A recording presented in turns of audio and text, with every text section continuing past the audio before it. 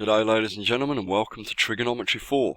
When we are trying to find the denominator in a trigonometric equation, we have a different way of solving the equation that results from our substitution. Basically guys, there are three ways of solving a trigonometric equation. This is the second way. Now then, I'm going to, so that we're working with this angle here, and we shall call it 59 degrees. And let's say that we're going to try to find this side here. We're going to call it x. And we know that this side here is a good 19 centimeters. Now then, we've got to work out which trigonometric formula to use first. Okay, opposite the angle, we have 19 centimeters. That's the opposite. And the side that we're searching for is the other side to the right angle. That's the longest side, the hypotenuse. Alright, from that I know I need my sine formula. Sine theta equals opposite over hypotenuse. Just writing that first there so that I know where my piece of the puzzle have got to go in, because remember, this is just like a big jigsaw. Well, quite a straightforward jigsaw actually. Now then, let's rewrite this with some numbers in. Sine theta, that means angle 59 degrees. Sine 59 degrees equals opposite, that's 19 centimeters, over hypotenuse, that's x in this case. Right then, this is a little bit more work to do in terms of the algebra, but hopefully I'll show you that effectively this x and this sine 59 just swaps places. It just takes a couple of steps. After a while you should be able to remember this, so if you just want to go straight to it, feel free, but just ease yourself in first, ladies and gents. Okay then, first of all, when we're solving equations, it's good to get rid of the denominators. They do make things a lot more difficult. So we're going to multiply both sides by x. Now this is why I write curly x's, straight for multiplies, curly for x. It says we times in by x. I know not to get confused by that one. Right, that x moves up in front of that sine 59. So we say x times sine 59 degrees equals 19.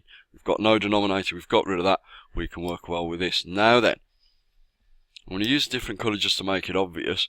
To get that x by itself, it's being multiplied by a sine 59 now. And so now that moves down there. There's the swapping. There's the swapping.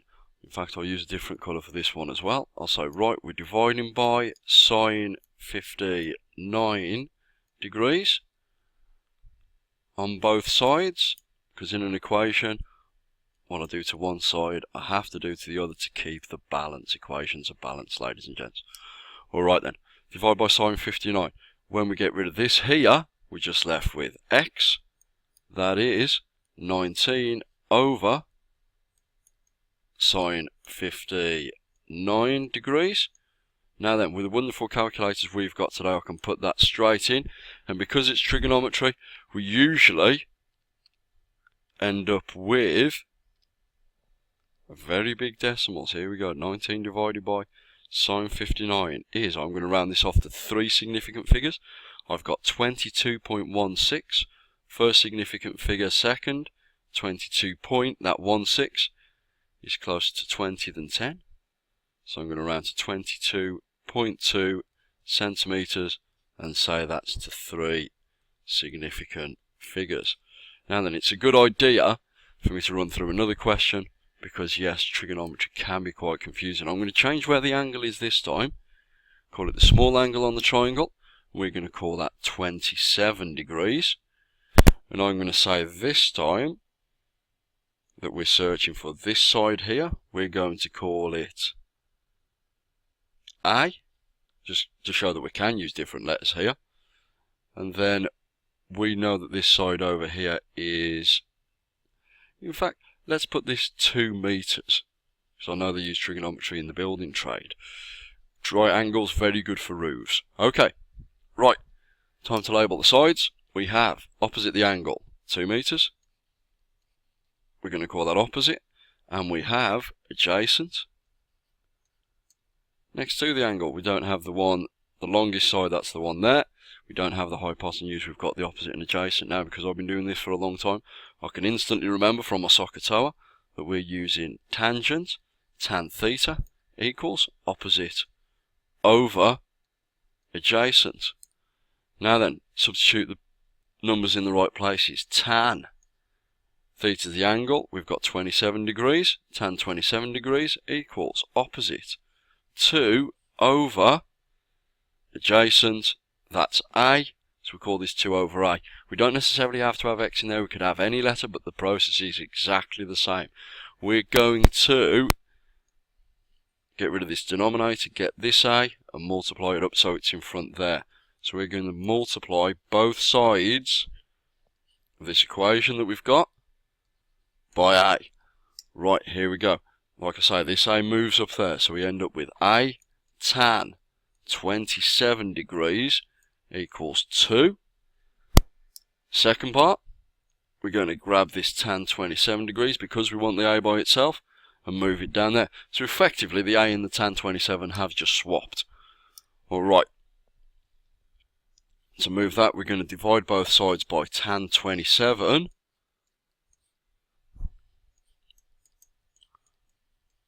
Now I did find this a little bit daunting when I first started, but it got a lot easier when I realised that if you press a trigonometry sine, cosine or tangent along with an angle, all you're doing is getting a number to move around. Alright then, so when we move that tan 27 we end up with A equals 2 divided by tan 27 degrees, squiggly equals because we're going to be rounding off here. And we've got 3.925. Now we're going to round off to three significant figures again. So we've got 3.9. Now I've got to decide whether that 25 is closer to 3 than 2. It is. So we have 3.93 meters. Because we started off with meters, we use meters in our answer. And that's to three significant figures. Like I say guys, many steps in these questions. Take your time, take care, write your formulas out, be ordered. Ask your teacher if you've got any problems. It takes a while to get used to, but once you have, it should be quite straightforward. Thank you, ladies and gentlemen. Have yourself a good day.